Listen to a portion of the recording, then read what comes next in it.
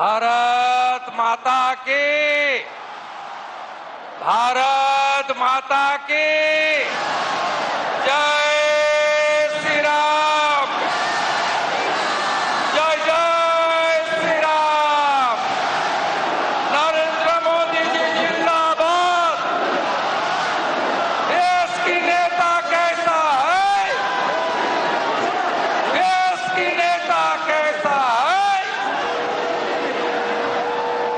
বিশ্বের সর্বশ্রেষ্ঠ নেতা, ভারতবর্ষের যশস্বী প্রধানমন্ত্রী, 140 কোটি देश की नेता कैसा है। বিশ্বের সর্বশ্রেষ্ঠ নেতা, ভারতবর্ষের যশস্বী প্রধানমন্ত্রী, 140 কোটি দেশবাসীর নয়নের মণি, আজকের এই সভার প্রধান বক্তা সম্মানীয় নরেন্দ্র দামোদর দাস মোদীকে পশ্চিমবঙ্গের গণদেবতা জনতা জনার্দনের পক্ষ থেকে ভারতীয় জনতা পার্টির সমস্ত বিধায়ক বৃন্দের পক্ষ থেকে আমি শ্রদ্ধা প্রণাম এবং কৃতজ্ঞতা জানাচ্ছি। মঞ্চে উপবিষ্ট আছেন আমাদের জনপ্রিয় রাজ্য সভাপতি, রাজ্যসভার সাংসদ শ্রমিক ভট্টাচার্য মহোদয়, ভারত সরকারের 3 জন মাননীয় রাষ্ট্রমন্ত্রী শান্তনু ঠাকুর মহোদয়, ডক্টর সুকান্ত মজুমদার এবং রণবীর সিং জি। মঞ্চে আমাদের সহপ্রভারী অমিত মালভিয়া জি সহ সাংসদ, বিধায়ক, প্রাক্তন সাংসদ, সংগঠন সমস্ত নেতৃত্বকে আমি সম্মান প্রদর্শন করি।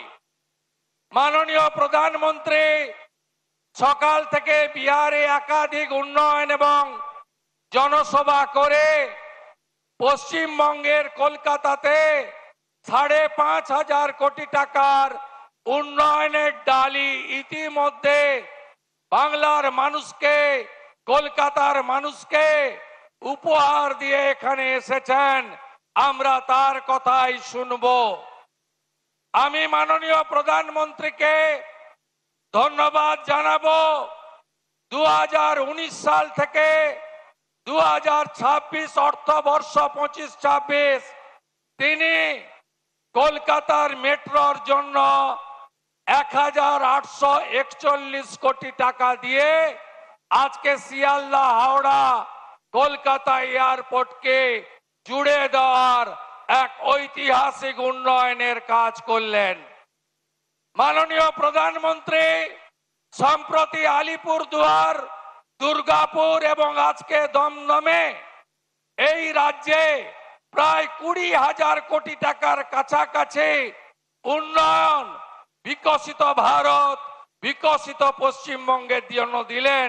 তার জন্য ধন্যবাদ। মাননীয় প্রধানমন্ত্রী আমাদের সকলের নেতা 15ই আগস্ট লালকেল্লার প্রাচীর থেকে যুগান্তকারী সিদ্ধান্ত নিয়েছেন যে ডেমোগ্রাফি পরিবর্তন নিয়ে বিশেষ সমীক্ষা হবে আর অবৈধ অনুপ্রবেশকারী মুক্ত ভারতবর্ষ হবে। আমি মাননীয় প্রধানমন্ত্রীজিকে অনুরোধ করব, এই রাজ্যের ভ্রষ্টাচারী তুষ্টিকরণের সরকার, তারা 540 কিলোমিটার বাংলাদেশের বর্ডারে জমি ভারত সরকারকে না দিয়ে অবৈধ বাংলাদেশি অনুপ্রবেশকারী এবং রোহিঙ্গাদের ঢুকিয়ে পশ্চিমবঙ্গ এবং ভারতবর্ষকে বরবাদ করছেন। আপনাকে এই অবৈধ ঘুষপেটিয়া অনুপ্রবেশকারী মুক্ত করতে হবে। আপনি পারবেন। আপনি 370-35 হাঁটিয়েছেন, আপনি ট্রিপল তালাক হাঁটিয়েছেন, আপনি ওয়াকফ অ্যামেন্ডমেন্ট বিল এনেছেন, আপনি সুপ্রিম কোর্টের নির্দেশ মেনে আমাদের শান্তিপূর্ণ উপায়ে রাম মন্দির দিয়েছেন। ডক্টর আচার্য মমতা ব্যানার্জির হাত থেকে মুক্তি পেতে চাই। আমার আর কোনো কথা নেই, আপনারা সবাই মিলে বলুন, দড়ি ধরে মারো টান, দড়ি ধরে মারো টান, দড়ি ধরে মারো টান। হীরক রানী, হীরক রানী, হীরক রানী আমার পাড়া, তৃণমূল তাড়া আমার পাড়া, আমার পাড়া, আমার পাড়া, আমার পাড়া। তৃণমূলকে তাড়াতে হবে। নরেন্দ্র মোদীজির নেতৃত্বে রাষ্ট্রবাদী সরকার তৈরি করে ডক্টর শ্যামা প্রসাদ মুখার্জির স্বপ্ন পূরণ করতে হবে। সবাই ভালো থাকবেন।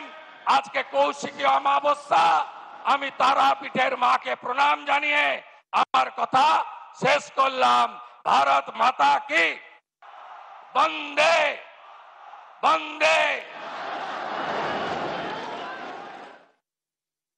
ধন্যবাদ শুভেন্দুদা, যার বক্তৃতা শোনার জন্য আমরা অপেক্ষা করছি। আর কিছুক্ষণের অপেক্ষা। তার আগে আমাদের প্রদেশের সভাপতি সুবক্তা শ্রী শ্রমিক ভট্টাচার্যকে তার কথা বলবার জন্য আমন্ত্রণ জানাচ্ছি।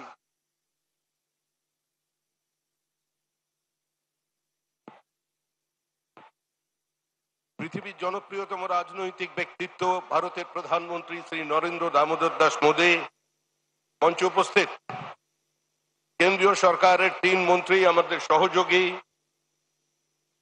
বিট্টুজি, আই সুকান্ত মজুমদার, শ্রী শান্তনু ঠাকুর, শ্রী অমিত মালবিয়া, মঞ্চে উপস্থিত আমার সমস্ত সহকর্মী বন্ধুগণ, সুধী নাগরিক বৃন্দ, মা ও বোনেরা, আমরা এক অপার্থিব দৃশ্য, অভূতপূর্ব দৃশ্য দেখলাম দিল্লির মাটি। শুধু আমরা দেখিনি, ওপর থেকে সোমনাথ চট্টোপাধ্যায় দেখছেন, ওপর থেকে বুদ্ধদেব ভট্টাচার্য দেখছেন, এম.এ. বেবি আর ডেরেক ওব্রায়েন তৃণমূলের পক্ষ থেকে হাতে হাত ধরে দাঁড়িয়েছেন। উপরাষ্ট্রপতি নির্বাচনে তৃণমূল, কংগ্রেস, সিপিএম একযোগে ভোট দেবে আমাদের প্রার্থীর বিরুদ্ধে। আরে দিল্লিতে নাটক করছেন, পার্লামেন্টকে অচল করে দিচ্ছেন। পশ্চিমবঙ্গে নতুন ন্যারেটিভ তৈরি করে কোনো লাভ নেই।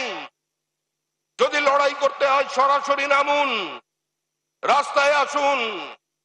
আরে প্যার কিয়া তো ডরনা ক্যা।